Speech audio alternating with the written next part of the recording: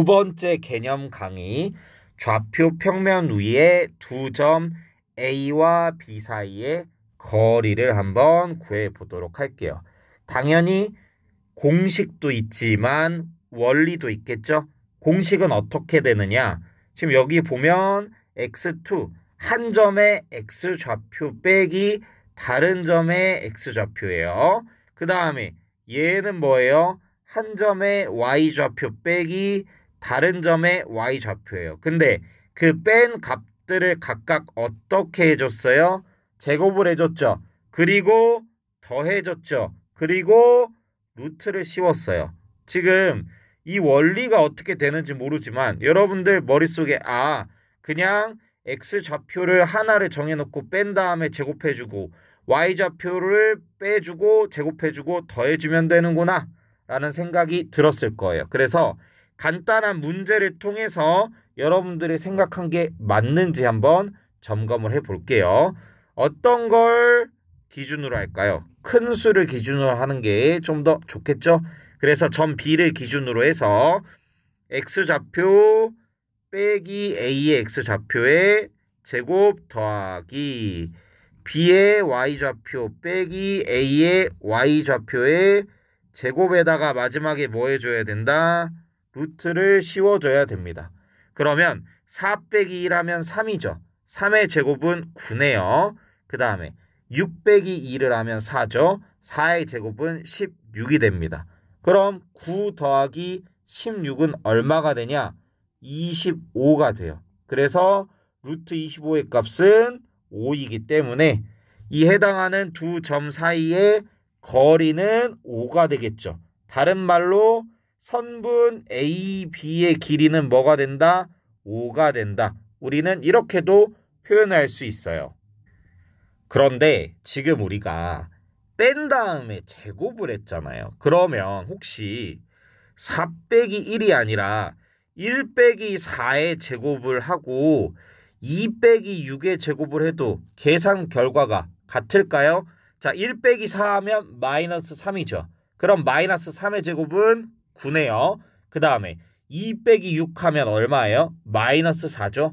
마이너스 4의 제곱은 얼마예요? 16이죠. 그러면 계산 결과가 같다 다르다? 같다. 근데 여기서 한 발자국 더 나아가서 쌤, 저는 얘는 4 빼기 1을 하고 뒤에 있는 애는 2 빼기 6을 해도 돼요? 됩니다. 왜? 4 빼기 1 하면 3인데 3의 제곱은 9고 2 빼기 6의 제곱은 얼만데? 마이너스 4인데 마이너스 4의 제곱은 16이잖아요. 그러면 계산 결과가 같다 다르다? 같다. 근데 이게 무슨 의미가 있을까요? 왜 선생님이 이렇게 숫자를 뒤집어 가면서 설명을 할까요?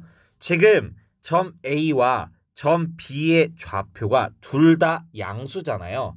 근데 한번 음수로 바꿀 거예요. 점 A의 좌표를 몇 컴마 몇으로 하는 게 좋을까요? 마이너스 3,2로 하고요. 점 B의 좌표를요. 8, 마이너스 1로 할게요. 그러면 우리가 아까 배운 대로 하면 원래 얘를 기준으로 하면 얘 빼기 마이너스 3의 제곱 더하기 마이너스 1 빼기 2의 제곱 이렇게 했었어야 되잖아요. 근데 이렇게 공식을 외우는 게 저는 더 낫다고 봅니다. 뭐라고 공식을 외우면 되느냐? x 좌표끼리의 차이 제곱 더하기 y 좌표끼리의 차이 제곱을 해준다.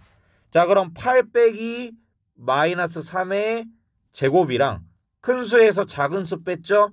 마찬가지로 2 빼기 마이너스 1의 제곱 이렇게 해주는 게 더 편하다고 쌤은 생각을 해요.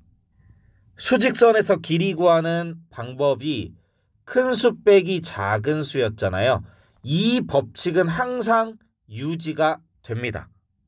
그래서 좌표 평면 위에 두 점의 길이를 구할 때도 두 점의 거리를 구할 때도 큰 수 빼기 작은 수의 제곱, 큰 수 빼기 작은 수의 제곱을 해서 더해주면 된다라는 거죠. 물론 어떤 분은 이게 더 계산이 편할 수도 있어요. 이게 더 계산이 편할 수 있어. 왜? 얘는 마이너스끼리 만나서 더하기가 되고 얘는 그냥 마이너스 11이고 얘는 더하기 11이니까 마이너스끼리 만나서 플러스로 전환해 주는 것보다는 그냥 아싸리 다 빼버리고 제곱하는 게 더 낫지 않아요? 이거는 여러분들 선택인데 습관을 한번 만들어 보세요. 큰 수 빼기 작은 수의 제곱을 하든 아니면 작은 수 빼기 큰 수의 제곱을 하든 그건 여러분들의 자유인데 안 헷갈리려면 흐름이 중요하잖아요. 우리가 처음에 수직선에서 길이 구할 때 큰 수 빼기 작은 수를 해줘야 된다라고 배웠기 때문에 좌표 평면에서도 큰 수 빼기 작은 수를 해주는 게 더 낫지 않나 쌤은 그렇게 생각을 합니다.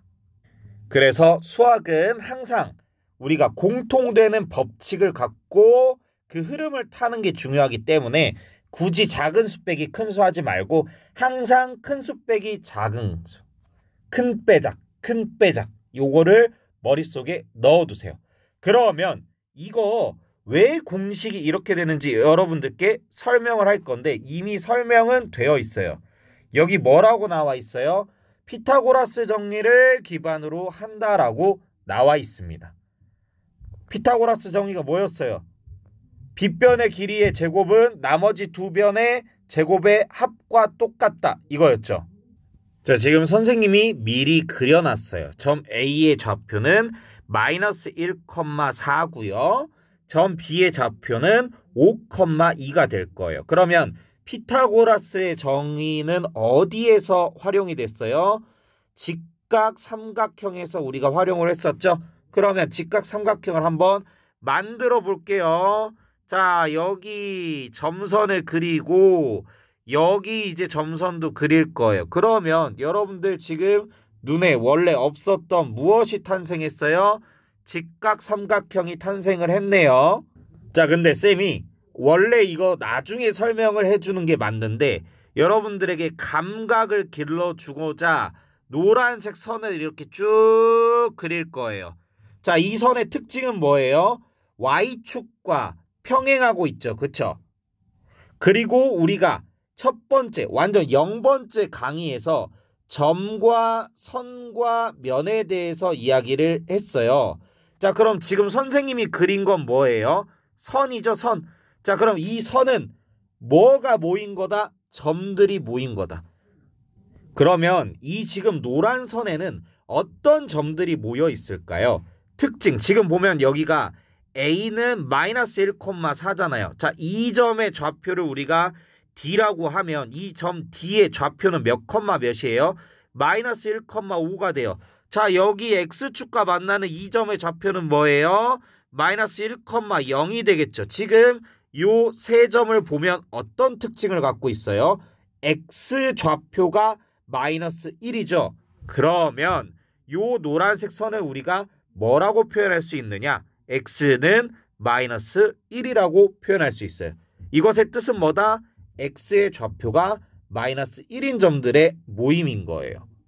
자, 그러면 우리가 아까 그려놓았던 직각 삼각형에서 이 점의 X 좌표가 뭐라는 걸 알 수 있어요? 아, 마이너스 1이구나 하는 걸 알 수 있죠. 그렇다면 이번에는 선생님이 파란색 선으로 무엇과 평행하게 X축과 평행하되 무엇을 지나는 점 B를 지나는 선을 그릴 거예요. 이번에는 눈치코치가 있는 사람이라면 아까는 X의 좌표가 1인 점들의 모임이었으니까 이번에는 Y의 좌표가 몇인 점들의 모임이겠구나, 2인 점들의 모임이겠구나, 이렇게 생각을 할 수 있을 거예요. 실제로 그런지 한번 볼까요? 이 점의 좌표는 0,2, 요 점의 좌표는 2,2. 아, 얘네들은 전부 다 Y 좌표가 2인 점들의 모임이구나. 그러면 아까 표시해뒀던 여기 빨간색 점에 Y 좌표가 뭐가 나와요? 2가 나오겠구나. 이렇게 되겠죠. 굳이 이런 식으로 그려진 이유는 여러분들이 좌표 평면을 헤쳐나가는 데 있어서 요것과 요게 진짜 중요한 역할을 하기 때문에 여러분들에게 미리 보여준 거예요. 그러면 힘들게 이 점의 좌표를 구했어요. 점 C의 좌표는 몇 컴마 몇이다? 마이너스 1,2라는 걸 우리가 구해냈습니다. 근데 우리가 이걸 왜 구했을까요? 왜 구했을까요? 우리는 이제 요 파란색과 노란색과 빨간색으로 이루어진 직각 삼각형에서 요 빨간색의 길이를 구해줄 건데요. 우리 한 직선, 수직선 위에 있는 점들 사이의 거리, 선의 길이를 어떻게 구했어요? 큰 수 빼기 작은 수였죠. 지금 여기는 y좌표가 똑같기 때문에 x좌표 길이 빼주면 되죠. 큰 수 5 빼기 작은 수 하면 마이너스 1이니까 요 파란색 선 가운데서 선분 BC의 길이가 6이 됨을 우리는 알 수가 있어요. 그러면 이번에 선분 AC의 길이는 y좌표가 큰 수 빼기 y좌표가 작은 수 4 빼기 2 하면 길이가 얼마가 나온다? 2가 나온다라는 걸 알 수가 있죠. 그래서 우리가 수직선 위에 있는 점들의 크기 비교할 때는 그냥 큰 수 빼기 작은 수 혹은 오른쪽에 있는 점의 좌표 빼기 왼쪽에 있는 점의 좌표를 해줬으면 됐는데 이제 좌표 평면에서는 X축뿐만 아니라 Y축도 있기 때문에 Y는 어디로 가면 갈수록 크죠? 위로 가면 갈수록 크죠. 그러니까 위 빼기 아래를 해주면 된다는 거예요. 이게 길이를 구하는 방법입니다. 어찌됐든 간에 우리는 지금 높이가 2고 아랫변의 길이가 6인 직각 삼각형을 그린 셈이 된 거예요. 그러면 이 빨간색 선 빗변의 길이는 어떻게 구해요? 변 BC의 제곱 더하기 변 AC의 제곱에 루트를 씌우면 되겠죠. 그러면 길이가 얼마가 나와요? 루트 40. 얘를 정리를 해주면 2 루트 10이 나오죠. 요 빨간색 빗변의 길이, 즉 선분 AB의 길이 혹은 점 A와 점 B 사이의 거리가 2 루트 10이 되는구나 라는 걸 알 수가 있죠. 우리 공식 안 쓰고 도형에 피타고라스 적용시킨 거예요. 그러면 이번에는 공식을 적용을 시켜서 과연 이 값과 똑같이 나오는지 한번 봐야 되겠죠. 그러면 5,2랑 마이너스 1,4y 거리 x축이 x좌표가 큰 수 빼기 작은 수의 제곱 더하기 y좌표가 큰 수 빼기 작은 수의 제곱에 루트를 씌워주면 여기는 6이 되니까 6의 제곱은 36. 여기는 뭐가 되니까 2가 되니까 2의 제곱은 4. 어때요? 완벽하게 똑같은 식이 나오게 되겠죠? 자, 그래서 여러분들에게 숫자를 넣어서 보여줬으니까 이번에는 일반적인 거 x1, y1, x2, y2로 한번 보여드릴게요. 자, 이 점을 우리가 x2, y2라고 하고요. 요 점을요 x1, y1이라고 하면 점 C의 좌표는 어떻게 돼요? 점 A와 x좌표가 같고요. 점 B와 y좌표가 똑같죠. 그러면 선분 BC의 길이는 x2 큰 수 빼기 작은 수가 될 거고요. AC의 길이는 큰 수 빼기 작은 수가 되겠죠. 그러면 우리가 길이를 알았으니까 피타고라스의 정의를 써서 거기에 루트를 씌워주면 x2 빼기 x1의 제곱 더하기 y1 빼기 y2의 제곱. 그런데 얘를 y2 빼기 y1의 제곱으로 바뀌어도 뭐가 달라지지 않는다? 계산 결과는 달라지지 않는다. 왜? 어차피 음수든 양수든 제곱하면 양수가 되고 차이는 변하지 않으니까. 그러면 우리가 지금 쓴 요 식이 우리가 처음에 외워야 됐던 식으로 바뀌게 되죠. 그래서 선생님이 분명히 왜 이런 공식이 나오게 되는지를 증명을 해 드렸습니다. 자, 그러면 이제 마지막 보충. 원점과 한 점 사이의 거리. 근데 이거를 굳이 공식으로 왜 외우게 할까요? 어차피 한 점의 x좌표 빼기 원점의 x좌표, 한 점의 y좌표 빼기 원점의 y좌표 하면 당연히 x제곱 플러스 y제곱의 루트 씌운 건데 이거는 왜 따로 해놨어요? 라고 이야기할 수 있는데 왜 따로 해놨을까요, 여러분? 여기도 y가 있을까요? 아니요. y는 없고 왜는 없고 그냥 단지 자주 나오니까. 뭐라고요? 자주 나오니까 이렇게 생각하는 것보다 그냥 공식 자체를 원점과의 거리는 그냥 각 좌표의 제곱의 합에다가 루트 씌운 거구나 라고 외워두면 여러분들의 실수도 줄어들 거고 그리고 계산 속도도 빨라질 것 같아서 선생님이 따로 빼놨습니다. 그래서 이번 개념 강의를 요약을 하자면 첫 번째 가장 중요한 건 x좌표끼리의 차이 더하기 y좌표끼리의 차이에 제곱한 거 더하고 루트 씌운 거 이거 공식을 외워야 된다가 제일 중요했고요. 두 번째는 여기 안에 있는 것들은 각각 큰 수 빼기 작은 수라고 생각을 해주면 되고 얘는 오른쪽에 있는 좌표 빼기 왼쪽에 있는 거 혹은 위에 있는 점의 좌표 빼기 아래에 있는 거라고 생각을 해주시면 된다라고 이야기를 했어요. 그리고 세 번째로 중요한 거 얘가 왜 탄생하게 된다? 피타고라스의 정의로 인해서 그래서 탄생을 하게 된다.